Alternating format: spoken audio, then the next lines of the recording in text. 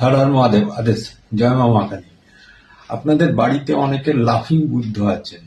আমি জানি না কারোর পরামর্শ নিয়ে রেখেছেন কিনা বা কোনো জ্যোতিষী আপনাকে বলেছে কিনা। হয়তো কেউ কেউ রেখেছেন, কেউ কেউ রাখেননি।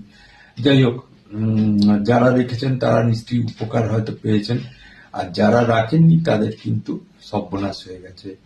কারণ হচ্ছে যে লাফিং বুদ্ধ মানেই আপনারা ভাবেন যে আপনাদের জীবনে খুশি আসবে, আপনাদের জীবনে ঐশ্বর্য আসবে, আপনাদের জীবনে সমৃদ্ধি আসবে। এটা কিন্তু হয়ে ওঠেনি। বরং যারা ঘরের উল্টো জায়গায় রেখেছেন, মানে যে সাইডে রাখা যায় না, সেই সাইডে যদি রেখে থাকেন তাহলে দেখবেন আপনাদের পরিবারের, আপনাদের সদস্যদের বিশাল ভুঁড়ি হয়ে গেছে, মোটা হয়ে গেছেন এবং টাক পড়ে গেছে, এবং তার সাথে সাথে আপনাদের ওয়েলথ নষ্ট হয়ে গেছে। আপনাদের বিভিন্ন রকম নানা রকম প্রবলেমের ভিতরে আপনারা পড়ে আছে। তা দেখুন, এখন এই লাফিং বুদ্ধকে চাইনিজ, এটা একটা রেমিডি, ঠিক আছে, চাইনিজ রেমিডি। এবং চাইনিজ রেমিডি ওনারা বিশ্বাস করেন যে এই লাফিং বুদ্ধ হেলথ, ওয়েলথ এবং মানে সর্বসুখ শান্তি এবং খুশির একটা প্রতীক।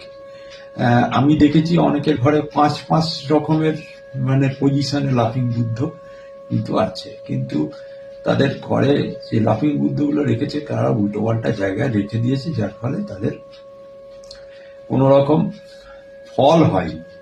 এখন লাফিং বুদ্ধকে চাইনিজ ভাষায় লাফিং বুদ্ধই বলে, লাফিং বুদ্ধাস বলে, আর জাপানিতে যে বলে, জাপানেও এটা বিখ্যাত, সেটা হোতা বলে, ঠিক আছে। আচ্ছা, এই লাফিং বুদ্ধ রাখার কিন্তু নিয়ম আছে। আপনি লাফিং বুদ্ধ বাজার থেকে কিনে এনে যেখানে খুশি ফেলে রাখলে আপনাকে কিন্তু কিছুই দেবে না। লাফিং বুদ্ধ রাখতে গেলে আপনাকে হয় আপনার উত্তর দিকে, ঘরের উত্তর দিকে রাখতে হবে, নালে আপনার ঈশান কোণে রাখতে হবে, আর নালে আপনার পূর্ব দিকে রাখতে হবে।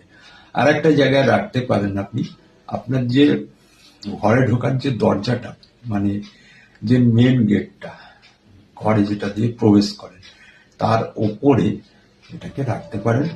আপনার ঘরের দিকে মুখ করে রাখতে হবে, তবে কিন্তু আপনার কিন্তু সমস্ত রকম হেলথ, ওয়েলথ, প্রসপারিটি এবং বিভিন্ন রকম শুভ অপরচুনিটি এবং অপরের সাথে মানে সৎ ব্যবহার এবং হাসি খুশি জীবন